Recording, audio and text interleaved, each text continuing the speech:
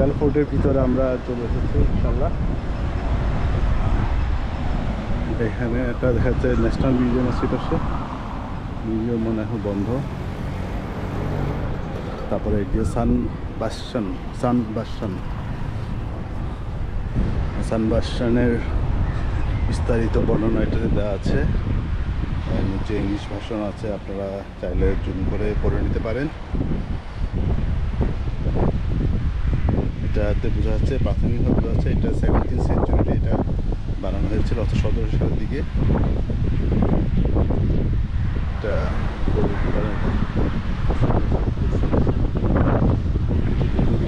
আসলে অসম্ভব সুন্দর জায়গা এটা। দেখতে হচ্ছে, এবং এখানে তখনকার আমাদের কিছু স্থাপত্য এখনও রয়ে গেছে, বাড়িঘর। আমরা সামনে যাচ্ছি, আস্তে আস্তে দেখি সামনে কী কী আছে।